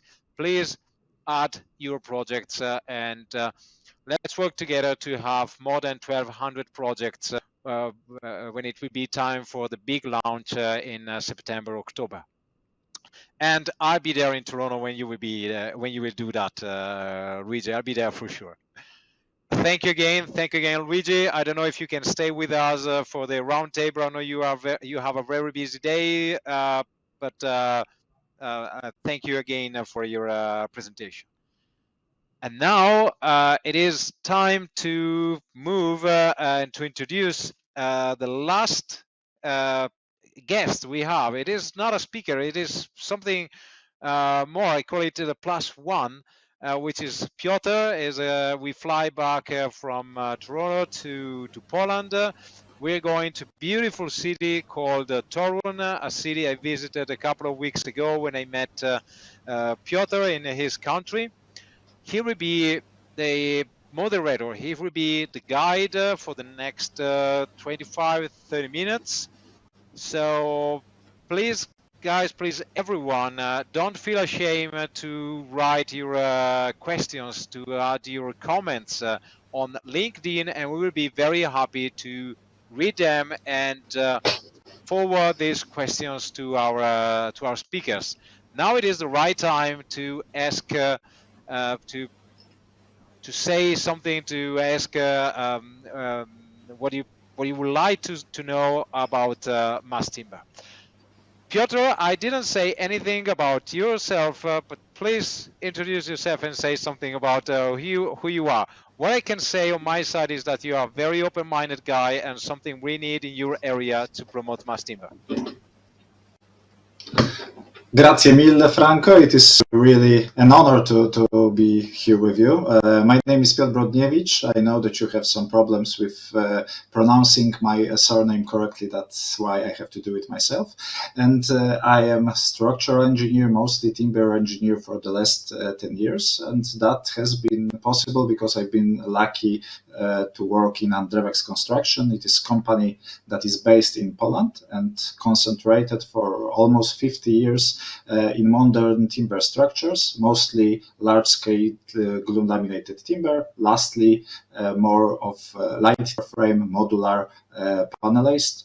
We try to deliver to our customers most of the things that are connected with timber engineering, from design through manufacturing at our production plant to assembly on site.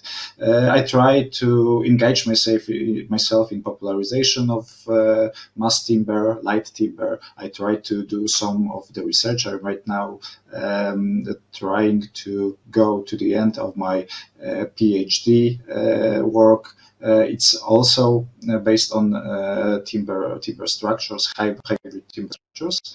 So thank you again for the invitation. I have heard all the presentations. It has been really interesting to hear other guys telling about what they do and what is the future, what is important now. I have to be honest and say that I am really jealous of your experiences, and I hope maybe to have some cooperation in the future. We have prepared some questions from ourselves. We have some questions from the audience, so I am very grateful for them, and we will include them in the discussion. So let's start with the question number one. Let's start with the warm-up. I would like to ask the first one to go to David. Hi, David. The first one will be, is the weather today in South Africa? Say again. How is the weather today in South Africa? Well, we actually are in autumn, and thankfully we had an absolutely beautiful day. So I spent the morning on the beach, and then I spent the afternoon putting up some rain tanks. So it's about to turn to heavy rain, but it's been beautiful. Okay, that was just a warm-up, so that is not the end. The real question begins right now. I think that I can relate to what you have said about developing the market that is really not much. Oops. What happens? Oh. Have I lost you? Hi, guy. I think it seems we are having some problems with the internet connection of Piotr. Oh, so this is going to be a problem, and let's try to contact Piotr. I ask Filippo, my right shoulder, to contact Piotr and see if we can have him back with us. In the meantime, I would like to say something more about about mass timber. There is a question we were having together. We were discussing together with Piotr a couple of weeks ago, and this is an open question for all the speakers. Do you think what do you think in general about super tall mass timber buildings? There are many examples. They are promoting, let's go for 100 stories, 50 stories, 30 stories. What is the sweet point for the mass timber buildings? In my opinion, we have a great area to explore. We have a great market for mid-rise mass timber building. But I'm very curious to know your opinion, and I don't know who wants to take this question first. It looks like Filippo gave that to me here because I raised my hand.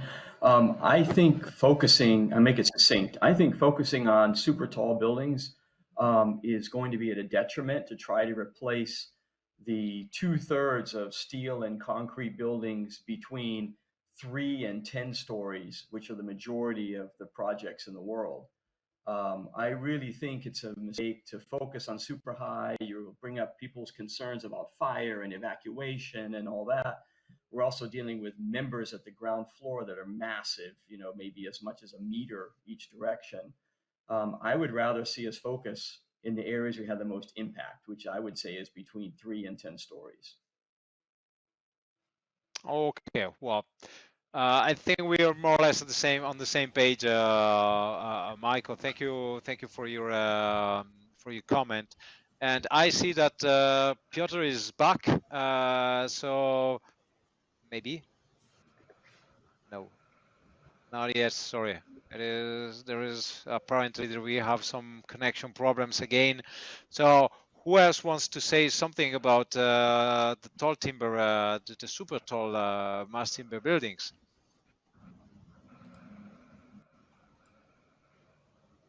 Luigi. Yes, after doing lost, it changed the building code in the province. They're now going to bring the timber buildings up to 18 stories. But we did a special structure, which was a flat slab structure.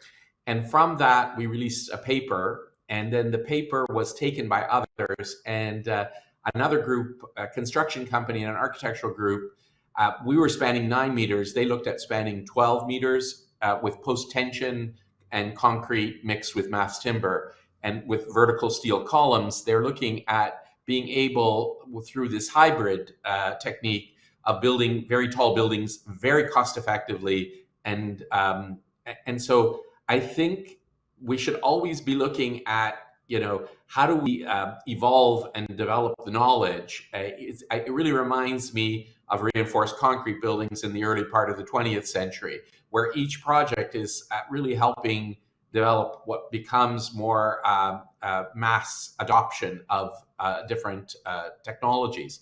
So I'm not saying we shouldn't go there, but it's nice to see it evolve and proof cases, building on each other to reach, what would be a useful thing. But we also have to look at, as a sustainable society, do we want, the density of super tall buildings? Is that truly sustainable? So we should be also looking at that and making the determination. My sense is actually the missing middle is the interesting space, that space between 10 and 20 stories, where our cities can remain very grade related, integrated, mixed use, so I think there are more aspects to look at than just the timber use itself. Well, as a timber engineer, I could not agree more. There are so many aspects, and we definitely need a holistic approach to the design, especially when it comes to tall timber build. There is a question. Well, Piotr, you're back. I'm very sorry, Franco. Okay. I think that concrete industry is still working on that, but I have changed my hardware and I'm back. Sorry again. Don't say that. There is someone knocking at our doors. Oh, I'm joking, of course. Piotr, we were talking about tall mass timber buildings, and now it is. Please continue. There was a question for David. Please carry on. Of course, and these were my favorite topics that you have already mentioned, but going back to David, sorry David that you had to wait. It was concerning developing market. I see myself, moreover, more or less in the same situation like you. We have to teach the investor what is important, what is not, what is the feasibility, what are the values of mass timber, light timber, etc., etc. And I am very much interested in how you do that. What are the investors in your region focused on? Do you have to talk a lot about the visibility of timber, because that is something that I a lot have to really relate with that, or maybe sustainability is something that makes the convince to mass timber, or maybe the quickness of the building site, or maybe the costs. What are the main factors? Yeah, that's a great question. And what typically happens is the conversation starts in the sustainability space, but quickly devolves into a cost issue. And I think what's becoming apparent at the outset of our industry, we've now have 2 CLT factories, so we've got some growth. But what makes a lot of sense is that we start in a niche market and develop the value chain. The costs are affected mostly by mature and immature value chains. So until we can mature our value chain, we can't be that competitive. So where we're starting is in the residential space, and the guys that were in this industry before I was, they've been active in the residential space, and I'm speaking specifically of freehold housing, so individual bungalows, you may call them in the UK. Starting in that residential allows the technology to be tested.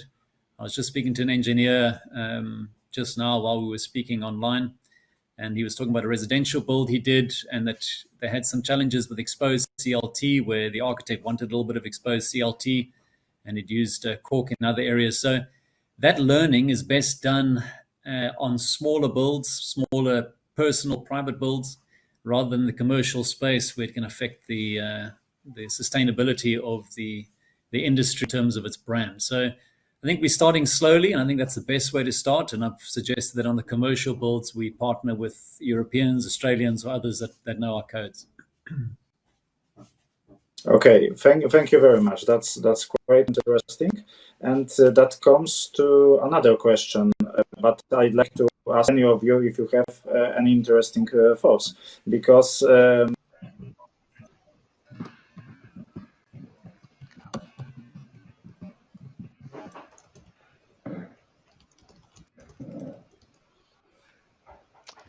Sorry, guys, we were trying to understand what is happening. Sadly, the concrete, as Piotr said, the concrete is working against us. We're running a bit late, but I would like to ask 2 more questions I have on my table, 2 very important questions. The first one is about the insurance, who is a problem getting more and more and more important, especially in North America. I heard that the cost for the insurance for mass timber building versus concrete building is very different. It's like 5-6 times as higher than mass timber versus concrete. So I think that when it comes to cost, which is my biggest issue, as I said at the beginning of my presentation, we need also to think about how companies are reacting to this new wave of using more and more mass timber in the building industry. Have you already experienced something like that in a situation like something like the client is happy to go for timber, but then the extra cost for the insurance is stopping him from going for mass timber? I'm curious to know if someone of you has already had this experience, and in which part of the world.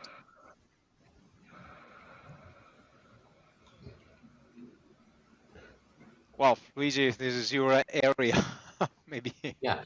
So it's interesting, Franco, because we are going to be paying a lot more in insurance for the Limberlost Place project, and it's our commitment to sustainability that's forcing that. But recently, we worked with the Royal Bank of Canada and the Climate Alliance that we helped establish with them just last year, which is bringing together key players in the decarbonization center, and we had a meeting with the insurance companies. And so we're trying to actually lobby and create a group of insurance companies that will work with us to research and understand this better, so that they'll develop products that are affordable, and this will not continue to be an impediment. So this is a really significant thing. We will be talking about this at the conference in October. It'll be one of the key sessions because it's emerging as a key impediment. People want to do more. In Toronto, we have already a bunch of buildings happening, but everyone is getting dinged in the operating side insurance at the moment. Okay, well, thank you very much, Luigi, for your comment. I don't know if anyone else wants to add something to this topic of insurance. David? Yeah, please carry on, David. Franco, just a comment. Thanks. Just a comment. I think I saw this in Kevin's presentation. There was a reference to the Alliance for Sustainable Building Products, the ASBP. And along with, I forget the insurance company involved, Zurich, I think it was, they developed the Mass Timber Insurance Playbook. So if you have a look at that, it's an excellent guide to insuring mass timber buildings, and looks at the risk profiles and how to manage them. And I think it's valuable to all the delegates listening when they're thinking about insurance. So it's called the Mass Timber Insurance Playbook, and you can find it. I chatted to Philip Callow and Jim Glockling from Zurich Resilience Solutions. So I think that's valuable to all the delegates. Can you please then add a comment below the video, David, with this reference? Because I saw that the colleague of Luigi also added a link to the event they are organizing this autumn in Toronto, and all the comments below the video will be very interesting to share this information and to promote your activities, your events, etc. I would go for the last question, which is about sustainability. And I don't want to be the one talking only about cost and money, but it is a problem we have to face each time we start a new project. We start a new conversation with our potential clients. So I was wondering, Kevin, in your experience, do you think that the cost of the CO2 tons, the diagrams, numbers you were showing, do you think that those things will have a great impact on the cost of concrete versus timber versus steel in the future? I mean, do you think this will be something that will drive the decision of the developers in the future? Well, I mean, obviously carbon tax is a thing, and even in Singapore, it's sort of doubling and doubling and doubling again over the next 6 years or so.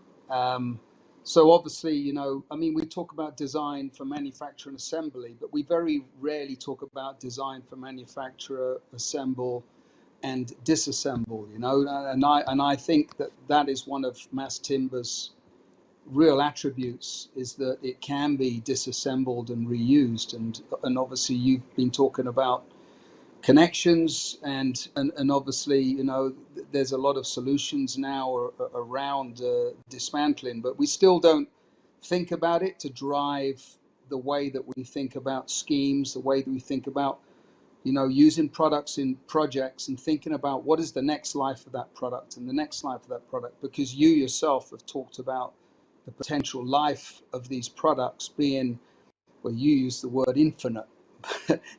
Maybe not infinite, but there's no reason why, if in a protected environment, these products can't last a very long time. So, if you think about a project in the future, if you think about the embodied carbon has already been negated, what is the value of that to an organization that really wants to push the boat out in terms of embodied carbon already taken care of, stored carbon continuing, and in the framework of, emissions reporting,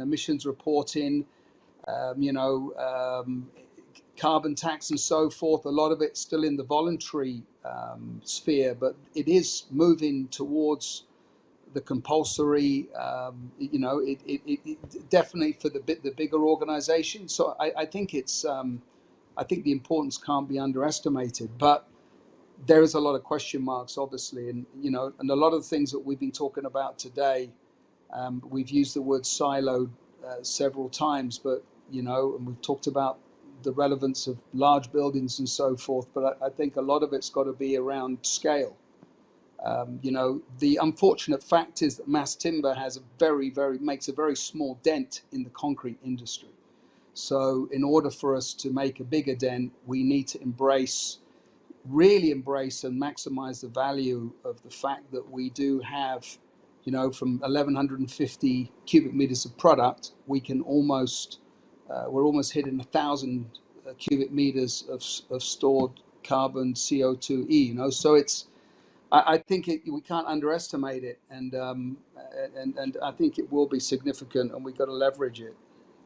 Yeah, like that, I think. Well, thank you very much, Kevin. I really hope that we will see something like that in the near future. As far as I also hope that all the tools, all the different things we saw during this conference will be helpful for everyone, for builders, developers, designers, manufacturers.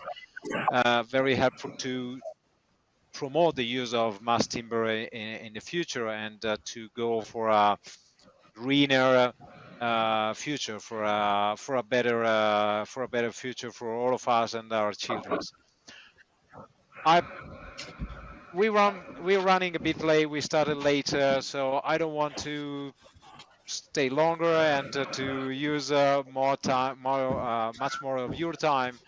I just want to say thank you very much to all the speakers, to all of you who attended this conference in live. Thank you to all of you that are commenting, and we'll watch this movie, which will be available for free and forever on YouTube and on LinkedIn platform. I also invite you all to tag the speaker or the person you would like to talk to.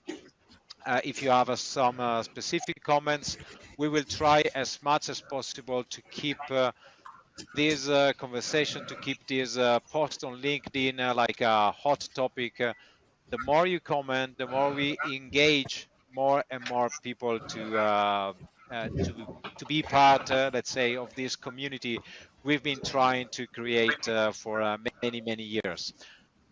What else? Nothing else than see you next year in 2025. Have a good day, good evening, or a Thanks. beautiful morning. Thank you, Franco. Thank you, Bye. Franco. Take care. Cheers. Thank you. Bye. Bye. Bye. Cheers, guys. guys. All the best. Bye.